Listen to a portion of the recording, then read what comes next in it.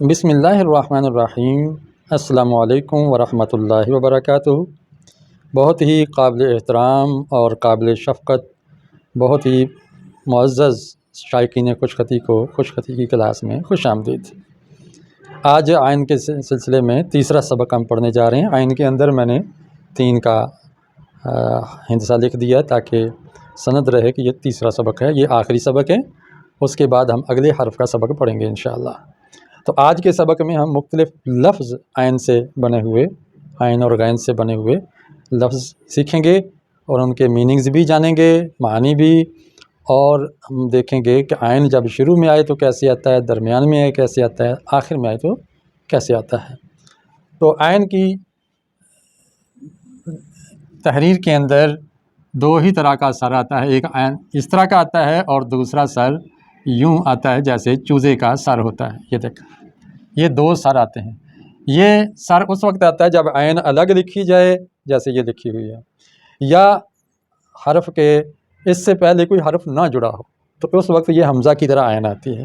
لیکن جیسے ہی اس کے پیچھے کوئی حرف جڑ جاتا ہے تو یہ چوزے کے یا مرغی کے سر کی طرح اس عین کی شیپ بن جاتی ہے۔ اب اس کی ہم مشق کرتے ہیں۔ سب سے پہلے ہے عرب، چلیں عربی زبان کا۔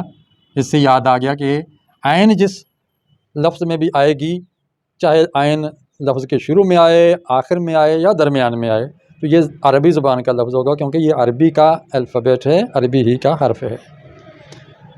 تو کبھی کہیں فارسی کا لفظ ہوگا، ہندی زبان کا تو ہو نہیں سکتا، سنسکرت کا۔ اسی لیے ہم جو ہندوستان کے رہنے والے ہیں، بر صغیر کے رہنے والے ہیں، ہم عین کو صحیح طریقے سے ادا نہیں کر پاتے۔ اس کے مخرج سیکھنے میں، اس کی پریکٹس میں قاری حضرات خاصا زور لگاتے ہیں اور مشق کرواتے ہیں۔ میں ایک لطیفہ سناتا جاؤں عین کا، کہ ایک قاری صاحب گئے پنساری کی دکان پہ اور جا کے کہتے ہیں، پنساری صاحب کیا گلاب کا عرق ہے؟ تو پنساری ہنس کے کہتا ہے کہ قاری صاحب گلاب کا عرق تو ہے، لیکن اتنا گاڑھا نہیں ہے جتنا آپ بتا رہے ہیں۔ کیونکہ عین پر زور لگتا ہے، عین کو ادا کرتے ہوئے گلے سے پھنس کے نکلتی ہے آواز۔ تو انشاءاللہ میں جب تجوید کا سبق پڑھاؤں گا، اس کے اندر آپ کو اس کی مشق بھی کرواؤں گا۔ تو یہ ہمارے پاس حرف آ گیا، لفظ آ گیا عرب، اور رے کے ساتھ دیکھیں عین جڑا ہے تو رے نیچے آئی ہے اور عین حمزے کی صورت میں آ گیا ہے۔ اسی سے لفظ بنتا ہے عارب۔ عارب، عرب کا معنی ہوتا ہے بیان کرنا۔ اس کا متضاد ہے عجم، گونگا، عجمی لوگ گونگے۔ تو عرب جو ہے بڑے فصیح لوگ تھے، اپنی بات کو کئی پیرایوں میں، کئی لفظوں میں وہ بیان کر لیتے تھے، اس لیے وہ اپنے آپ کو بولنے والا اور باقی پوری دنیا کو وہ گونگا کہتے تھے۔ عرب کا معنی بیان کر سکنا، بول لینا۔ عارب، اس سے ہے عاربہ، عرب العاربہ لفظ بنا ہے، عرب العاربہ۔ اور ایک ہے عرب البادیہ، ایک ہے مستعربہ، مستعرب، مستعرب اس کو کہتے ہیں کہ جو عرب تو نہ ہو لیکن عرب کے خطے میں آ کے آباد ہو گیا اور وہاں عربی سیکھ لی اور بولنے لگ گیا، یہ مستعرب ہے، عربی تمدن کے مطابق رہنے لگ گیا، یہ مستعرب ہے۔ اس میں آپ دیکھیں کہ عین درمیان میں آئی ہے، اس سے پہلے 3 حرف جڑے ہیں، تو جتنے پیچھے حرف جڑتے جائیں گے اتنے ہی اوپر سے اوپر چڑھتے جائیں گے۔ جیسے سیڑھیوں سے، اچھی سی سیڑھیاں جو بوڑھے لوگوں کے لیے چھوٹے چھوٹے سٹیپ والی بنی ہوتی ہیں، اس انداز سے یوں نیچے اتریں گے، بڑے بڑے سٹیپ والی نہیں۔ مستعرب یوں آہستہ آہستہ یوں آئیں گے، تقریباً یہ 30 یا 25 کے زاویے پر یوں ہم نیچے اتریں گے۔ عین دیکھیں درمیان میں آیا تو اس طرح لکھا ہے۔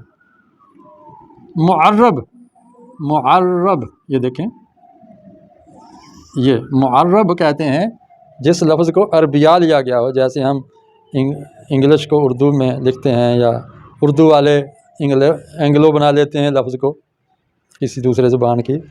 تو یہ جب ہم کسی عجمی زبان کو عربی میں استعمال کر کے اس میں تھوڑی سی کمی بیشی کر کے عرب لوگ کرتے ہیں تو اس کو کہتے ہیں معرب ہے یہ لفظ۔ دیکھیں آپ میم پیچھے جڑی ہے تو عین کا سر کیسے آیا۔ اب ہم دوسرا دیکھ لیں کہ جب عین درمیان میں ہے، مثلا رعب یا لغو، لغو کہتے ہیں فضول بات کو۔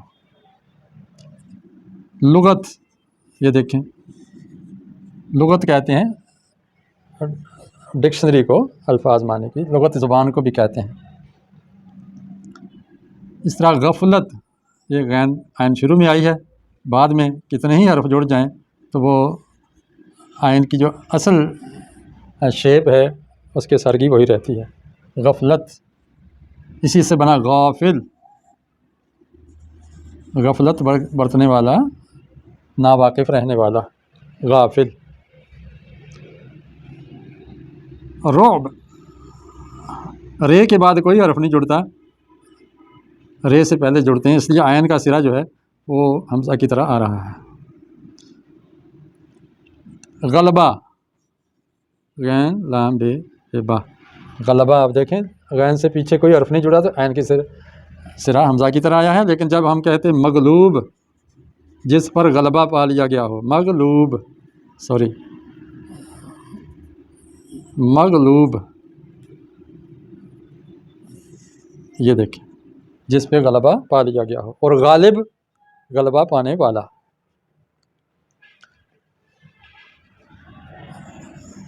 تو یہ ہمارے پاس کچھ الفاظ کی ہم نے مشق کی ہے، اور اس کو آپ یاد رکھیے، ذہن میں رکھیے، ان الفاظ کو اپنے کاپی میں معنی کے ساتھ لکھ لیں، آپ کو کام دیں گے انشاءاللہ۔ اسی کے ساتھ میں اجازت چاہتا ہوں۔ السلام علیکم ورحمۃ اللہ وبرکاتہ۔